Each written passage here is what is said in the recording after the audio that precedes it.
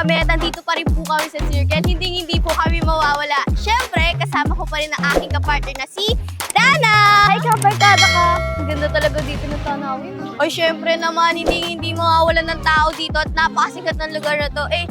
Siyempre, alam naman natin yung lugar na to sobrang daming tao talaga. Siyempre, nakaranas na tayo ng mga workshop, di ba? Yung mga kakao-artists namin yun, alam nyo yan. Ikaw, Dana, first time mo lang ba pumunta dito? Hindi. Oh, Nakakaranas ng mga workshop. Oh, syempre, dito po talaga sa Circle, sa wildlife, ganun, marami po talaga nakakaano ng mga workshop dito. So, ayun nga po, may inimbitahan po kami na direktor na minsan po ay nandito rin sa Circle para isa na yung mga bagong artista o mga nangangarap na maging artista. So, ano bang hinihintay natin? Tawagin na natin si Direk Ern Antonio! Hello guys! Hello! Hello po, tatay. Oo, nakaka-excite naman at bumalik ako dito sa lugar na to. Dati kasi mag-workshop ako dyan. So, hello po sa mga followers, sa mga viewers namin. Magandang hapon po. Ako po si Direk Ern, isang actor-director. Yes, first time ko dito. Kamusta po naman po kayo ngayon? 2024. Ay, maganda naman, masaya ang New Year. Siyempre, na New Year, maraming handa, maraming pagkain. Yes naman. Oo. At alam ko naman talagang itong pagpasok ng bagong taon na to, talagang lahat ay good vibes, di ba? Yes. Para maraming blessings sa mga darating sa atin itong taon na to. So, balita ko, Direk, may latest movie ka daw. Pwede mo po ba kami bigyan ng kaunting spoiler para dun sa movie? Para ganahan naman kami manood, di ba? Yeah, yung Spirit Raps. Yes! Ay, naku, very interesting talaga yung mga eksena doon, talagang grabe challenge. Talagang napaka-challenge man ito para sa akin na talagang nakakatakot. Naku, abangan nyo yan ha! Abangan nyo po yan. Under of Direct Mark Agkawili. Yes naman talaga. Hi, Direk! Hello po, Direk. So, Hello, yun po, Direk. guys. Masyado na pong nag-iinit yung ating mga usapan. Abangan nyo na lang po sa susunod. Sorry kung nabitin kayo. Wait niyo po kami. Magbabalik po ang Kabarkada Ka!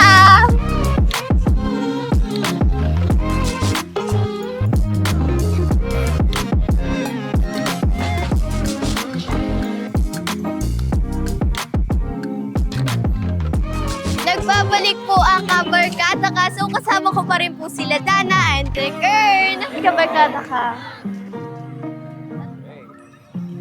So, ano po bang pinagkakabalan natin ngayong pasok ng buwan ng 2024? So sa ngayon, ang pinagkakabalahan ko, ito nga, tinatapos pa yung mga scenes na sa Spirit Raps. Okay. So may mga mangyayari pa na gagawin pa namin doon sa eksena. Talagang siguro yung pinaka-tense na lang. Oh, pinaka-tense. Pinakamatindi Grabe, so tense. abangan po talaga Yes. natin yan. Galing na po kay Sir Ern pinaka-tense daw. So, may mga ano po ba, like may mga naranasan po ba kayong kakaiba habang sinushoot niyo po yung ano? Ay, oo. Diyos ko po. Grabe. Oy! So nakakakilabot. Meron akong mga nakita sa picture na lumabas na image. As in yung picture po talaga like natural na picture, direct. Yes, oo. Grabe naman talaga. Yung sa pinag-shootingan niyo po ba, direct, like mga ano po ba yun? Bahay po talaga, literal na abandoned school or sa mga lugar po? Abandoned school talaga. At meron din mga bahay na ancestral house na ginawa na location sa movie. Direk, sino po matagal na po kayo sa industry? Since kailan niyo po na-discover yung meron po pala kayong ganyang talent? Yes, matagal na ako. Kasi bata pa ako, talagang hilig ko na talaga yung ganito. Oo. Nag-start ako sa pagtatalent and then nag-theater ako. Pumasok ako sa isang theater company. And then, noong 2014, sinimulan ko pasukin ng independent film. Lumabas ako sa mga iba't ibang pelikula. Hanggang sa nakapag-aral ako ng filmmaking. Actually, talaga sa totoo lang, inaya lang ako ng friend ko na mag-attend ng isang filmmaking workshop hanggang Ayun, bigla lang talaga. Tapos, ayun, sabi ko sa sarili ko na, talagang maganda talaga yung pasukin ng paggawa ng mga pelikula at nakikita ko sa mga aspiring, kasi naging aspiring ano Yes. din ako eh. Lahat Diba? naman tayo Artist din ako, nagsisimula po oo. sa ano. Marami talaga mga aspiring artists na talagang gusto nilang mag-artista na kaso hindi nga nila kaya na-afford nila kasi di may mga acting workshop na may mga magbabayad sila. So, ayun, sabi ko gagawa ko ng pelikula at yun na nga, nag-start na nga at na-enjoy ko naman yung pagdedirect lalo na nakaka-discover ako ng mga magagaling na actor and actresses. So, bilang isang director po, mahirap po ba siya or kaya naman po? Ah, mahirap din ang pagdedire kasi lahat, buong production, iintindihin mo yan eh. From mga technicals hanggang doon sa mga artists, hanggang doon sa mga sets, iintindihin mo lang yan lahat eh. Pero kasi bago ka umakyat sa pinaka-director, bago ka maging isang director, lahat yan pagdadaanan mo, kailangan lahat yan alam mo talaga. So, kailangan nasahin Oo. ka po muna talaga bago Oo. maging totally Oo. na director ka po Oo, talaga. pagdadaanan mo yan, bago ka maging director, pinakamabigat kasi ang pagiging assistant director. Andun na ikaw ang gagawa ng mga call sheet, sequence breakdown, ikaw din yung magba-blocking sa mga artist sa set, tsaka yung magba-blocking sa mga technicals. So, ano po ba yung mga pwede nyo pong mapayo or masuggest po sa mga nagbabalak din pong mag-director katulad nyo po? Sa pagdedirect talagang it's not easy talaga. It needs Pero, time po talaga. oo. Kailangan ng Oo. oras. Mas maganda kailangan meron kang mga experience na magsimula ka sa mga pag-handle ng mga technical, mga lights, ganyan, yung mga camera. Alam mo dapat yung angle ng mga camera. May mga size kasi yan. Saka yung sa editing, color grading. Pag-aralan mo maigit, dapat maging aktibo sa mga acting workshop, sa mga filmmaking workshop. Gumawa ka ng mga magagandang story at kailangan din marunong ka mag-create ng mga story o magsulat ng mga script na talagang alam mo yung magugustuhan ng mga masa. So, papatok po Oo. talaga sa mga Papatok, oo. Kasi minsan talaga pag sa script naman, pag gumawa ka ng isang story, syempre dadaan niya sa producer. Iaano pa yan. Anong tawag dito? Ipag-aaralan pa nila yan kung ipoproduce ba nila. Ito, film pitching. Ipipitching nila yung script mo bago nila aprobahan na ito, ipoproduce ko to. O sige. Pag nakita nila maganda yung story, pwedeng hugutin yon. So, kaya ano po talaga na pag gumawa ka po talaga ng isang movie, kailangan po talaga paglaanan ng oras, hindi siya basta-basta. Yes, talagang pag gumawa ka na talaga ng isang movie, syempre mag-start ka sa pre-prod talaga matagal. Matagal Lalo po talaga. pag full length film, from pre-production, magpi-pre-prod ka, hanggang doon sa post-production, pinakamadugo talaga ang post-production sa lahat. Kaya saludo po kami sa mga direktor at sa mga gusto pong mag-director po katulad nila Direk Ern, Direk Mark. Sobrang tagal po talaga, like hassle po talaga yung mga ginagawa po nila.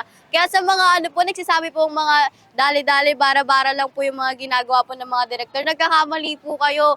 Yes. Parang nagtitakes po siya ang almost a month or baka nga lagpas pa ng isang buwan yung paggawa nila ng full-length movie. Paano pa kaya yung mga like literal na movie maabot ng 2 hours, 1 hour? So, wag po tayo mag-judge po agad sa mga ginagawa po ng mga directors natin kasi pinaghihirapan po nila yan. At saka bago kayo umakyat ng full length, be sure na meron ka rin nagawa na short film. Short film Pag po. sa short film naman, pinakamatagal na niya ng 3 to 4 days. 3 Kailangan to 4 meron kang reserbang araw na maaari kasi pwede kang mag-reshoot. Ganon din sa film. Kung merong mga na-take ka na sa shoot na before na alam mong may mali, di ba? So, magkakaroon kayo ng pagkakataon na i-reshoot, ayusin yung isang eksena. So, hassle po talaga. Ang Oo. dami pong mga adjustment na gagawin kung nagbabala ka po gumawa. Yes, oo.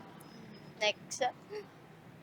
Sino-sino na po ang mga direct na artista nyo? And mahirap po ba simula sa paano nyo po binuo ang concept ng story at ilalabas ito?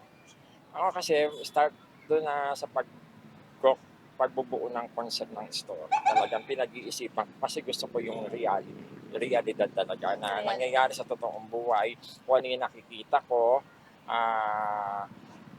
Kasi gusto ko yung lumabas sa ang story ko is kapani-paniwala, di ba? Ayoko yung parang, alam mo, makikritics yung story ko, di ba? Yun ang So, dahil iniiwasan totoong ko buhay po eh. talaga. Oo.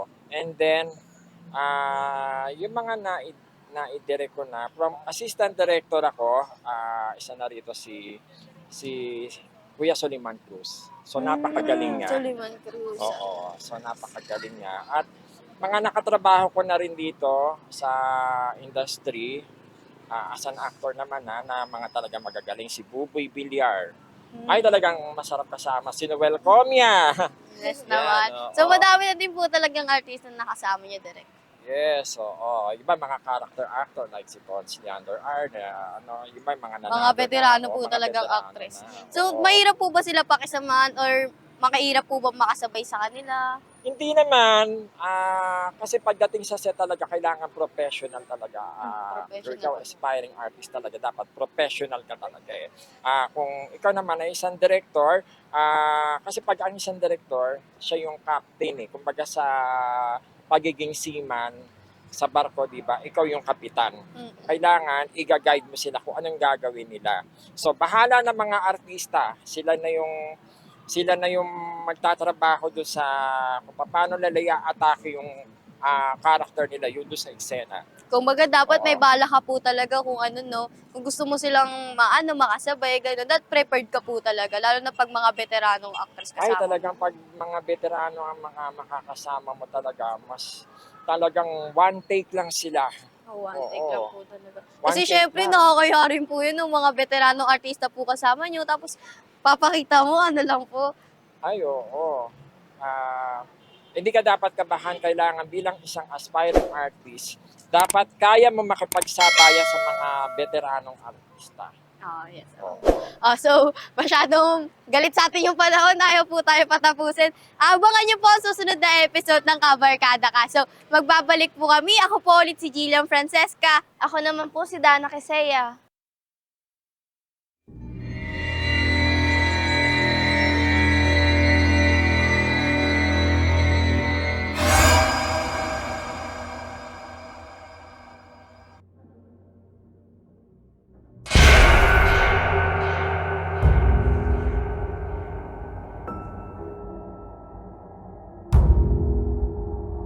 George, nakita kita sa panaginip. Kasama mo si Clara. May kasama daw kayong babaeng humihingi ng tulong. Yun ba ang sadya nyo? Tuklasin at lutasin ang gumabagabag sa isip niyo?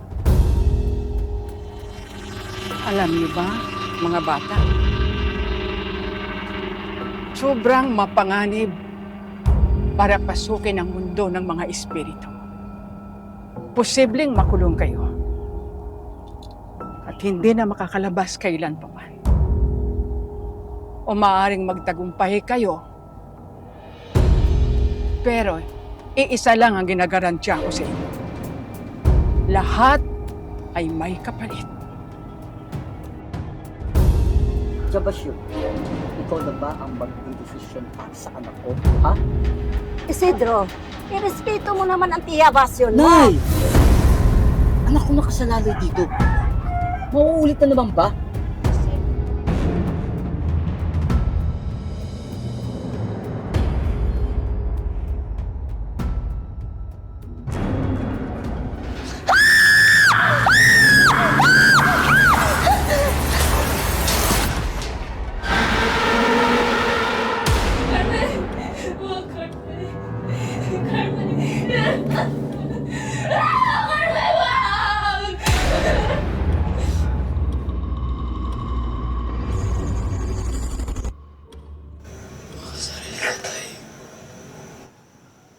Mga sarili ka! Tama na! Tama na!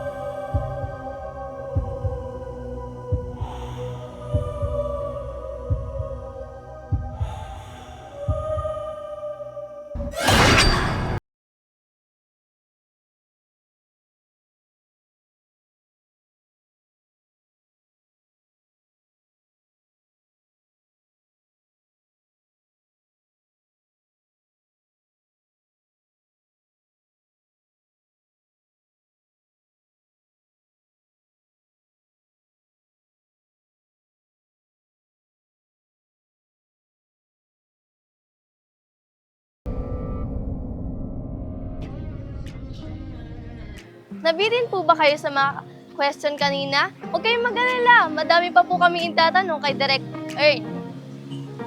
Ito mga po yung mga panghabol na katanungan. So, Direk, kung gagawa mo po kami ng pelikula ni Dana, ano po kaya yung magiging title ito? Tsaka bakit yung po napili para sa amin? Gusto ko, ang magiging title nito is My Binon. Yesterday with Binondo. Oh, Yesterday in Binondo. So, bakit niyo po, parang, saan niyo po nakuha yung, paano niyo po nakuha yung ganung title po? Kasi lalo na ngayon na malapit ng Chinese New Year. Yes naman. So, gusto ko kasi makagawa ako ng isang pelikula na tungkol sa mga traditional and culture ng mga Chinese. Oh, talaga na mga abangan natin yan dahil palapit na nga ang Chinese New Year. Kailan po Yes. ba yung Chinese New Year, Direk Ern?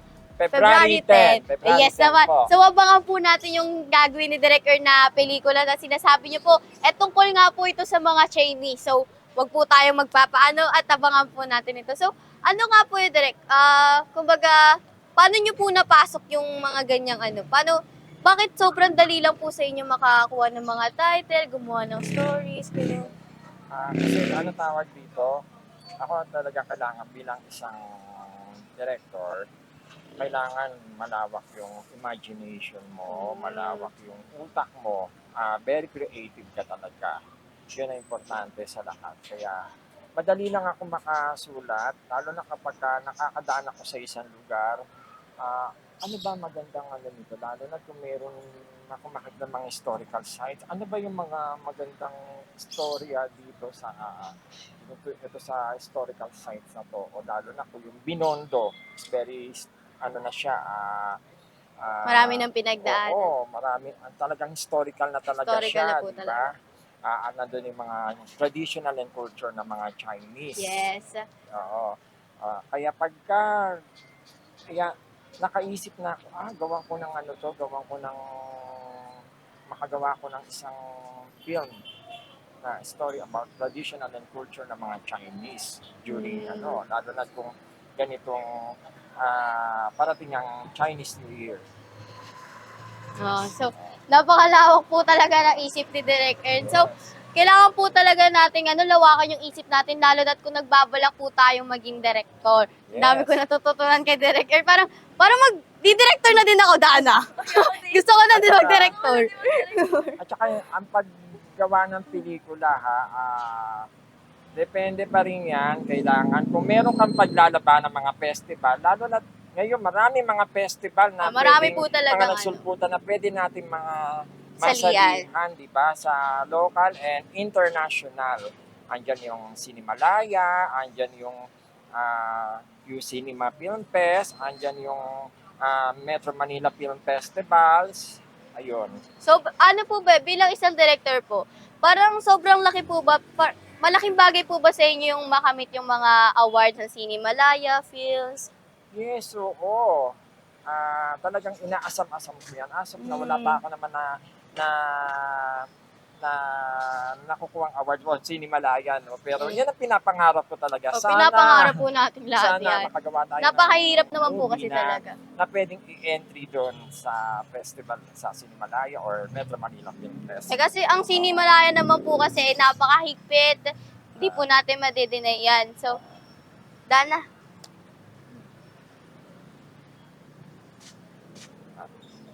Pwede niyo po ba kaming example, direct? Ano pong pwedeng senaryo? Okay. Oo.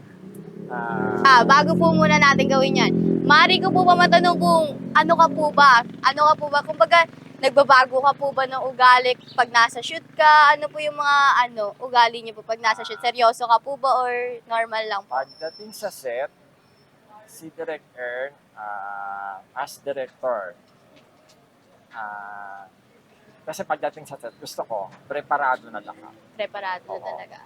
Naka-set up na yung camera, kasi ang director, hindi mo makikita yan sa set. Nandun siya sa monitor, naka-monitor na siya. Ang makikita nyo sa set is yung assistant director. Nagko-connect sila ng director kung ano yung mga blockings na gagawin, ano ba yung mangyayari do sa set, paano dapat gawin ng actor yung character niya do sa eksena na yon. So, kailangan ready na, and kailangan ang artista ko is ready na rin, pati yung linya. Ako naging actor din kasi ako. Pag dumarating ako sa set, ready na lang lines ko, in character na ako, nakapagkarga na ako, mag-i-emote na lang ako. Gusto ko, ganun din ang artista ko. Ayoko yung okay pa yung take 1, take 2, pero ayoko nang sosobra pa doon. Ayoko na mag-take 3. Pagka ganun kasi, kawawa yung mga ibang artist pagka ganun nagko-cause of delay. Kailangan ang artista, pag dumating sa set, is ready na lahat. Kargado na siya. Lalo na kung medyo ang eksena is talagang mabigat, intense talaga. Lalo na kung may iyakan or may mga physicals. Alam na nila kung paano gagawin nila. Minsan ng artista, dapat sila mismo mag-uusap, lalo na kung may eksena ng mga physicals. Yes. Mag-uusap sila paano nila gagawin. Kasi kailangan makatotohanan yung eksena eh. Buhay na buhay ang eksena sa mga karakter ng mga artista ko. Ayoko yung magko-cause of delay. Ayoko yung blanco yung acting nila. Ganon ako. So, may pagka-stricto ka po talaga pagdating Yes, sa natural. Oo, trabaho lang yun bilang isang director. Pero pagkatapos naman ng set, magkakaibigan na ulit. Magkakaibigan na. Parang nothing Oo, happens very na talaga. Kailangan talaga kasi bilang isang director sa ating industry, director man, artista, talaga kailangan professional talaga tayo. Maging professional tayo sa trabaho natin. Wala po munang mga biru-biruan, gano'n. Oo. Set Serious aside muna talaga, natin. serious. Yes. Ayoko yung parang may mga konti mali, may nagtatawanan, di ba? Kaya nga may acting workshop tayo, doon pala sa acting workshop, pinag-aaralan yun ako anong gagawin. Kung paano, just imagine, sa acting workshop, yung coach siya yung director. Ha? Okay. So, ulitin na natin. Ulitin na natin. Masyado Pwede niyo po ba kami examplean ng direct kung ano po pwedeng sinabi sa amin? Okay. Ayun na.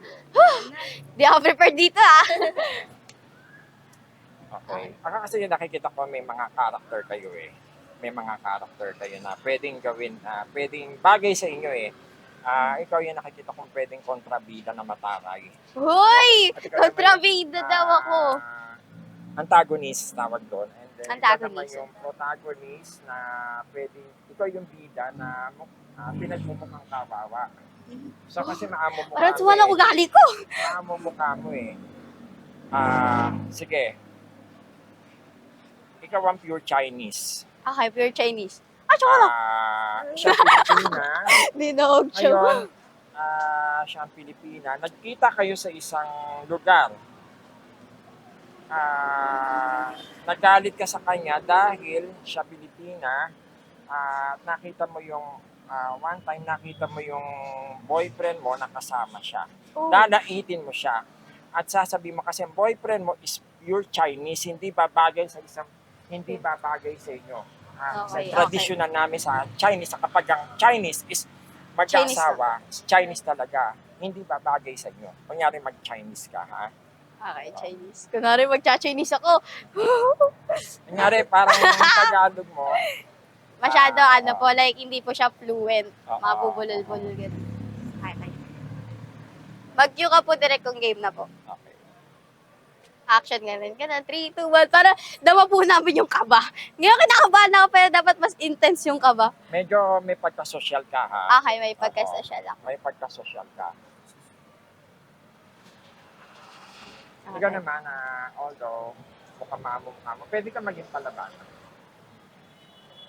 Palaban, ha?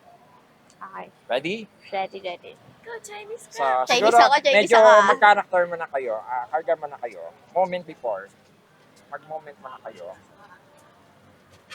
Sabihin nyo kung okay na. Importante kasi yan, bago mag-take, nag-moment before mo ng ang mga artista natin na para madali tayong pagdating sa set, okay na tayo. Okay, game. Okay, ready? Improvisation tayo, ha. Kayo nang gagawa ng lines yung paano kayo magbabato, ha. Ready? Ready. Actors ready, pag sinabing camera, rolling siya patuloy. And 3, 2, 1, then, action! Bakit mo kasama boyfriend ko?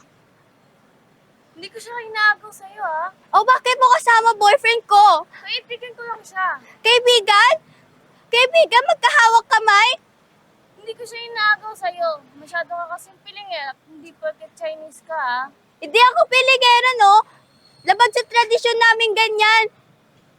Di bagay Pilipino-Chinese. Dapat Pilipino. Sino yung tatawa? Di ba kaya? Di ba? Ayan. Chinese ka. Si Dana Pilipino siya. So, ako Chinese ako. Okay, take two. Ayan, ha, take two. Ayan na. Okay, ready? Okay, again. Again. 5, 4, 3, 2. Action.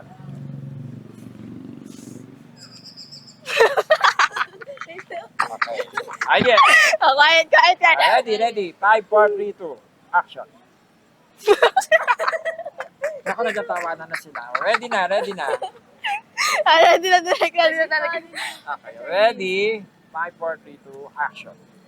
Bakit mo kasama boyfriend? Huwag kang umiti. Go. Bakit mo kasama boyfriend ko? Hindi ko siya kasama. Hindi niya ako kasama. Di kasama magkahawak kayo kamay. Hindi ko hawak yung kamay niya. Hinawakan niya yung kamay ko kasi kala niya ako yung kasama niya. Ha? Kala mo sa akin tanga? Labag sa tradisyon namin ganyan, hindi bagay Pilipino sa Chinese.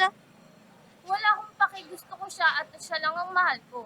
Malapit na kami kasal, ikaw malandi ka, babae ka. Di mo kaya distansya. Okay, cut. Galing. Nagiging bulol ako. Ang gagaling, ha? Pwedeng artista. Pwede artista. Ayun na, alam nyo na mga directors, kunin nyo kami ha. Pwede ako Chinese, Arabo. Okay, syempre naman. Kita mo naman. Para ka nakikita sa iyo si Meryl Soriano. Si Diamond Star, Miss Maricel Soriano. Lalaki na ulo ko na ito. Charot. Wala. Ayun, nakakamera tayo. Baka may kumuha sa'yo. Kukunin nyo na ako. Magpapaalam ako sa nanay ko. So ayun yan, direct. Ano po masasabi niya sa amin? Kailangan pa po ba namin mag-improve yung mga ano po namin? Okay naman yung acting, pero honestly, siguro, Ayun na. medyo konti pa. Nasasaktan ako. Uy. Konti pa. Uy. Hindi, pero kasi sa mga aspiring, hindi naman talagang kailangan pa sa pagka-aspiring ka talaga na ang acting workshop kasi is continuous. Maski yung mga artista nga continue yung acting workshop nila para mas lalong although ano tawag dito yung hindi nila mahirap kasi mag back to zero eh. Pag artista ka na Yes, mahirap lang. tapos natigil ka ng matagal ka natigil na walang ng project para nagba-back to zero ka. Tuloy mas maganda pa rin yun, tuloy-tuloy pa rin. Minsan marap ka lang sa salamin. Mag-ano ka lang doon, Internet. mag-aralan mo yung mga emotions o mag-ano ka lang ng sarili mo. Pero naranasan niyo na po yung direct, kumarap po sa salamin. Yes, ako, nung maharap ako sa salamin. Parang pag, Talaga, parang pag mag-emote ginawa ka. po kasi namin ni Dana yung Mag-emote matatawa ka. po kami. Matatawa kami sa Mag-emote sarili ka. namin. Maski sa acting workshop, pinagagawa ko yan. Importante, mahalaga yun, na lalo na sa mga aspiring na yung acting workshop is talagang, kailangan kasi mag-i-invest din sila. Mag-i-invest po Oo. talaga. Talaga may mga acting workshop talaga na may bayad, may libre. Syempre May bayad naman man, siyempre, kung talagang ginusto mo itong industry na to, pasukin, talaga mag-aaral ka. Learn na para kung paano lalalim ang acting, yung talent mo sa acting. Kasi po. meron tayong Palalawak po basic, talaga. meron tayong master class, yan. Ganon katindi ang acting workshop.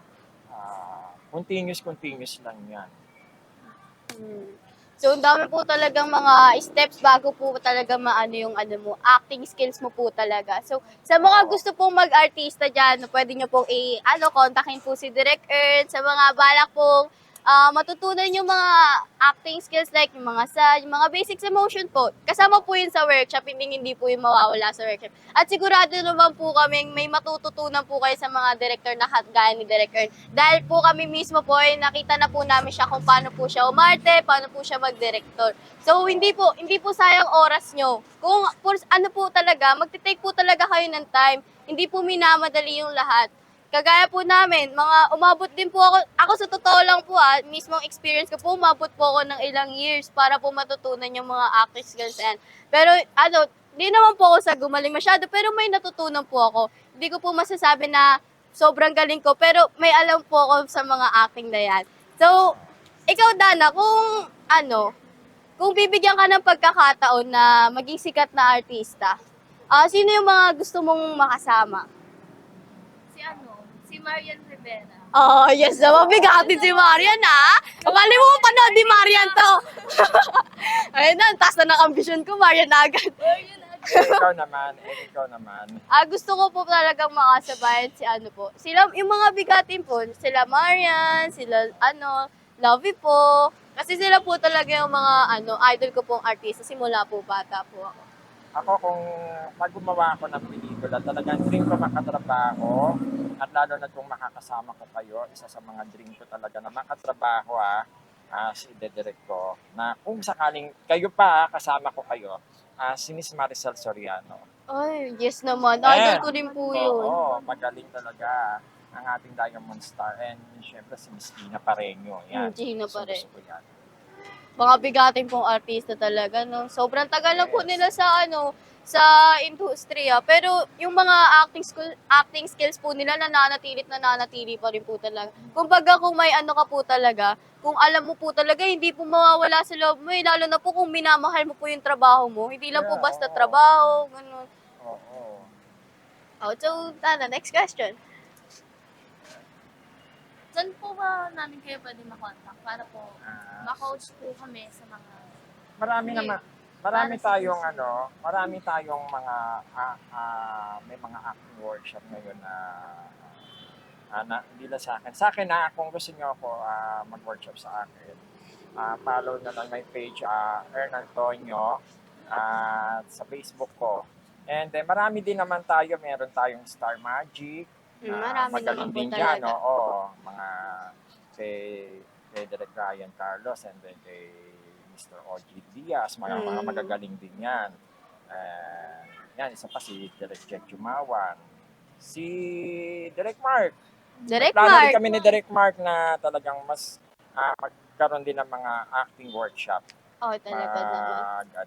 Aabangan po natin yan sabay-sabay. Dahil gusto ko rin po talaga makasama si Direk Mark, lalo na po yung mga artist niya. Eh, syempre, ako po bago pa lang po ako sa kanila, kami po bago pa lang po kami, kakasama ko lang po na makasama sila. Nakita ko naman po talaga yung mga kakayahan nila, lalo-lalo na si Direk Mark. Sobrang, talaga naman. Napakahusay niyan. Yes. Kahit pagod na yan, talaga naman. Oo. Yung Oo. heart niya talaga na talagang nasa Parang ano po talaga. lalo na sa mga kabataan na may pangarap na Gusto maging isang artista po. Oo. Talagang pinaglalaanan niya po talaga. Talaga may plan na kami ni Direk Mark na bumuo ng mga acting workshop. So abangan nyo yan ha, guys ha. Oh, sa Lalo na mga yung mga aspiring. Abangan nyo yan. Sa mga gusto pong mag-workshop or gusto nyo pong makasali sa mga films, ganun-ganun po. Dahil di naman po imposible. Wala pong imposible kung may tiyaga po kayo. And sa mga ano po, kung gusto nyo po mag-workshop, kagaya po namin, syempre makakasama nyo rin po kami, lalo-lalo na po kung kala Direk Mark po kayo mag-workshop. Kasi nandun rin naman po kami, kasama po kami sa mga films niya, nakasama ko po yung mga hawak niya pong mga babies, na yung mga sila Dana, hawak po siya ni Direk Mark. Makikita niyo po si Dana kung paano siya umarte dun sa ginagawa po naming Spirit Trap. So ano po yung masasabi mo dun sa ginagawa natin, Direk? Kung bagay sa mga hawak po ni Direk Mark, ano po yung komento niyo kay Direk Mark, sa mga artist? Pangalawang beses ko na nakatrabaho si Direk Mark. Una doon sa Room for Rent na nanalo pa doon sa India, sa Mumbai. Talagang grabe, may nag-comment nga nung doon sa pinakita namin yung trailer. Nakakakilabot yung musical scoring talaga kasi ang character ko doon talaga may twist, talagang ang galing talaga, napakaganda ng story niya. Mabibigat ang mga eksena namin. And then dito naman sa Spirit Raps, ganun din talagang Bigatin po talaga, no? Tsaka may mga artista na dito kasama namin si Miss Danny Porter, Nanay Erlinda Villalobos, Yes. si Nanay Waki, si Direk Victiro, yan, si Sir Tony Leyba. Parang ang Abangan dami yan. nga pong artist na Oo. nakasama po natin ngayon, no? Ngayon lang Si po ako Ma'am Pamela. nakaranas. Si Miss Pamela Oh, Ortiz. Miss Pamela Oo. Ortiz. Hello po, Oo. tita! Napakahusay na actress. Di lang po mahusay, Direk, sobrang babait pa po nila. Oo. Yung di po nila binabase kung gaano po sila kasikat, gaano po sila kabeterano. Basta pantay-pantay lang po turing nila sa amin. Parang magkakaano lang po kami, kahit mga baguhan pa lang po kami, tinatrato na po talaga nila kami na parang sobrang tagal na po namin At magkakilala. saka maski yung mga artista, binibigyan nila ng advice yung mga aspiring artists paano gagawin nila do sa kagaya ni Miss Pamela Ortiz, paano yung gagawin nila bilang artist, gagawin ng mga kayo, di ba? Binibigyan kayo ng advice, inaalalayan nila yung mga kabataan na bagong pasok na sa ating industry. Ganun ang mga artista pag veteran talaga. Then, inaano po nila kung ano po yung alam nila na pwede nilang maibahagi I-share, sa atin. oo, Yes, i-share naman nila. talaga. Kaya yung mga nakasama po namin dyan, maraming salamat po dahil kahit isang beses po hindi po kami nakaramdam na nabaguhan pa lang po kami. Kahit manghang-mangha po kami sa mga gawa po ninyo dahil alam naman po namin yan, alam naman po nila, Dana, kung gaano po kayo kahusay. Hindi naman po namin nasasabi na, sobrang galing niyo po. Pero alam niyo naman po siguro sa sarili niyo yun, kahit sobrang humble niyo po sa amin. Yes. So, Next. Roll. Ano pa ba next natin na pwede natin ipagawa kay tatay? Ay, kinakabahan. Kinakabahan. Paano may papagawa tayo kay tatay?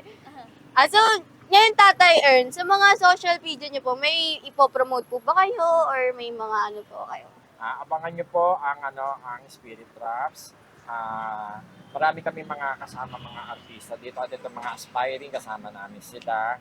Si Jillian, si Dana, sila Direk Victiro, sila Mr. Tony Leyba, Nanay Erlinda Villalobos, Miss Pamela Ortiz, and Miss Danny Porter, under of directed by ang aming napakabait at mahusay na director, Direk Mark, yung gwapong director namin. Sexy! Oo. Ano pa, Direk? Ay may mga ano pa ako, may upcoming film pa ako, so isushoot pa lang. Another horror film naman. Horror film na another naman. May nag-call sa akin sa director. Si Direk Gabby Reyes yun. Manggagapas. Soon. Soon po, Abangan nyo abangan rin po yan. talaga namin yan. Oo. So nag-enjoy po kami sa mga oras na to. Sobrang haba po ng tsigahan namin, no? Kahit ang dami pong sagabal po sa amin. Tinuloy pa rin po namin, syempre, para po sa inyo, para na rin po makapanood nyo at matunghayan nyo po yung pag-ano po na bilang isang director ni Direk Earn. Kung ano po, marami po kasi siya nabanggit. Bukod po sa experience niya, inunin niyo po yung mga pwede nating matutuhan bilang isang director, kung ano po yung mga karanasan nila. So, ayun po, maraming salamat po at pare-pareho po kami nag-enjoy. Sana nag-enjoy rin po kayo kakapanood sa amin. At dito na nga po nagtatapos ang aming pinakaunang episode na kasama si Direk Earn at sa aming episode ni Dana na Kabarkada Ka. So, ako po ulit si Gillian Francesca. And ako po si Dana Casea. Meron pa pala kayo pa-promote. Sorry. Meron pa! Abangan nyo rin another film pala yung ito, isang horror film dito na ako naman ang magiging director nito. Oh, yes naman. Abangan nyo yan. Abangan po natin pare-pareho yan. Lalo-lalo na yung mga nanonood, mapupuwi yan pag di yan sumuporta. Nagbunto. Tatakutin kayo ni Inang. Tatakutin namin kayo. Uy! Nag-expose. Shout out pala kay Mami Liz. Happy birthday. And Happy birthday! Sir Jay Mendez, happy birthday po. Sa kay Direk Jack Jumawan. Yes. So, wala na po iba, Direk Earn. Dito na po tayo nagtatapos. Ako po ulit si Gillian Francesca, ang isa po sa mga host ng Kabarkada. At Ako naman po si Dana Casea, isa din po sa host ng Kabarkada. at ito na nga po si Direk. Ern Antonio, Awesome. actor-director po. Bye-bye!